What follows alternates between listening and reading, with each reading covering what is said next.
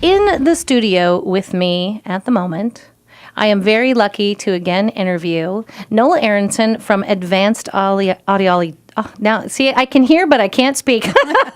Nola Aronson from Advanced Audiology. Thank you so much for being here today.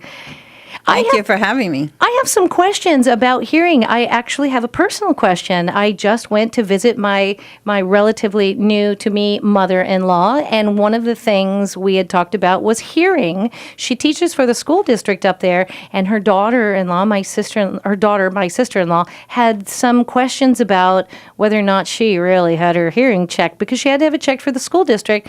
And I know that we've all been we've had hearing tests at some level. I'm super curious about how the hearing test of the audiologist differs from the test we might have just in our various occupations. Well, there is a difference between a hearing test and an audiological evaluation and a screening. Okay. Okay, so if you see free screening in an ad or something, it just means pass-fail. So what we do is we test different tones, and you respond to the tones. Okay. If you don't respond at a certain level, that means you do have some degree of hearing loss, so you would fail the hearing screening.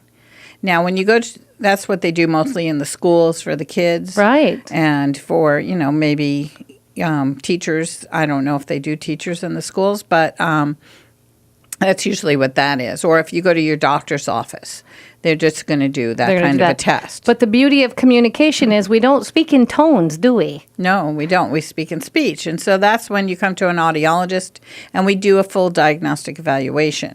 And what that entails is the tones, but it also entails understanding speech. And what level do you understand speech at, whether it's a normal conversational level or not, and whether it has to be amplified. And then after we do that, then we test to see what type of a hearing loss is it. There are different types of hearing losses.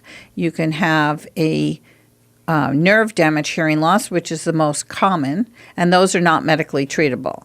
But then you have hearing loss in the middle ear. You can have fluid in your middle ear. You can have wax in your middle ear. There are 3 bones in your middle ear where one can get broken and not cause the sound to go through. So we determine that, and those are medically treatable. So then we can determine, do you need to be referred to an ear, nose, and throat specialist? So earwax in the ear can cause hearing issues. I always tease my kids as they were growing up, they actually had potatoes in there that we could actually farm. But that causes a type of hearing loss. Yes. Oh, so there's a lot of reasons you could have it and things that could be treatable. Now, let's say, for example, I'm going to throw my mother-in-law under the bus here. Let's say we bring her into you and she does have some type of hearing loss. What are the different types of, when we come in, like you say, we determine then whether it's an ear, nose, and throat, and they can determine a lot of that right in your screening, correct? Yeah. Right in our diagnostic evaluation. Now, I have another question. As a person of a certain age, I often ask myself, well, when is the point where I'm going to need, when should a person actually consider having a screening test for their own hearing? If before we go pointing the other finger, because I notice in my family, we do that a lot. You should have your hearing checked. I don't think you hear me. You should have but really, personally, when does a person make that determination? At what age? Well, we're recommending that people age 50 and above start to get a baseline of their hearing. We get our eyes checked, we get our teeth checked, we get our heart checked, but nobody ever talks about getting hearing checked. And so we recommend, that's why we do these free screenings. We are on a campaign. That's why we were nominated the Community Audiologist of 2014. Congratulations on that. And you have an event coming up. Is this the thing you're campaigning? You have something coming up this month? Right. So on March 19th and 20th, it's a Thursday and Friday, we are having what we call a community event where you need to make an appointment, but we are giving out free hearing screenings. And then if you feel you have a hearing loss, we have a company named Starkey Hearing Aids, and we have the rep from that company coming to talk about the new technology that's out there, which is phenomenal. I mean, I have to say I've been doing this for 35 years, so I know what the technology was like 35 years ago. And you've seen it change and get better. Yeah, better and better and better. Now, if someone wants to sign up for this screening for the open house taking place March 19th and 20th, how do they get more information and how do they sign up?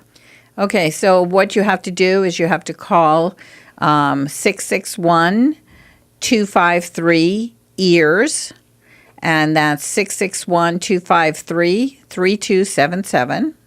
We are on Valencia Boulevard in the Owen Patterson Troop building. We have the purple sign called Advanced Audiology. We're on the corner right next to AAA. All right, Nola Aronson of Advanced Audiology, you're going to stay with me. We're going to talk to you in a little bit, and we're going to talk about types of devices and a little more about that open house, so don't leave me. Hey, I'm 1220, KHTS, hometownstation.com. In the studio with me right now, I am talking to Nola Aronson from Advanced Audiology. And in the previous segment, we were chatting about the importance of communication and getting screenings, starting at really the age 50 and beyond. You know, you get your teeth cleaned, you get other things taken care of. Your hearing is really important. Nola, talk to me a little bit about one of the reasons or some of the reasons that hearing is so important. What that plays into our daily lives that we might not think about besides communication and Okay, so communication is the universal solvent. If you can't communicate with somebody, you're left out. And what we find is that when people have some degree of hearing loss and they start missing things, they start to not going to the things that they like to go to because then they feel silly, they feel stupid. So they don't want to go there anymore because they don't want to admit that they're having a problem. And so then they become more and more isolated and they stop having fun in their lives. and that's sad if it can be fixed. Yes, and it's very easy to be fixed, and nobody even knows that you're wearing a hearing device these days because they're so small and so tiny that, you know, people wear these big Bluetooth devices for their cell phones to be hands-free, and they're sticking out of their ear all over the place. Right, How come they wear those? And they're talking to themselves, and it always looks a little wacky. But so the idea that you could actually have a richer, more deep understanding of the people you are involved with, it seems like a really simple thing that we would want that in our lives. Tell me a little bit about the devices now. So the devices are very, very small. You can't see them at all. Very little. I mean, we have them in all different colors to match your hair. And most people, like even people who don't even have any hair, wear them and nobody even notices. You have devices that match your hair? Yeah. Wow. In all different colors. So it's very fashionable. Looks like a piece of jewelry if you see it at all. And people are amazed when they come into the office. Oh, you mean this is all it is? Because they're thinking of the old days where people wore wires and boxes. Wires and boxes. And yeah, nice. I think I want one blingy. I want one with stuff on it. Yeah. But so you have options now. It's not like you just go in and it's one size fits all. Right. There's lots of options. And the other cool thing is that they can become your own personal headset. So you can answer your cell phone in your hearing aids now. You can listen to your music as you're walking along. And you can... The hearing aid's compatible to devices? Yes. Nice. We even have iPhone hearing aids made for iPhones. So if you guys have an iPhone right, and you have a hearing problem, you can operate your hearing aid from your iPhone. You can actually have specific programs made to your favorite restaurants, to your favorite meeting places, and be able to customize your own hearing aids to all these places so that you can hear. And what an amazing time to be alive. The idea that so many things are connected to that now and can help us. Right. Really amazing. Right. So the good thing is, you know, they've now found that heart problems are related to hearing loss. They found Alzheimer's is related to hearing loss, dementia is related to hearing loss. So hearing loss is the third most prevalent problem in the United States. I'm so happy to know you're in our valley. People can test drive these devices. Tell me about the dates they can do that. Right. So people can test drive devices all the time, but we're having a special community event on March 19th and 20th at our office from 9 to 6. You must have an appointment to come there. You have to call 661-253-EARS. That's 253-3277. We are located on Valencia Boulevard in the Owen Patterson Troop Building right next to AAA. We're the ones with the purple sign. I love that. Nola Aronson, thank you so much for stopping by the studio today to educate us a little more about, one, the importance of our hearing, and two, that we have a place to go to check up on that. I'm very grateful to you.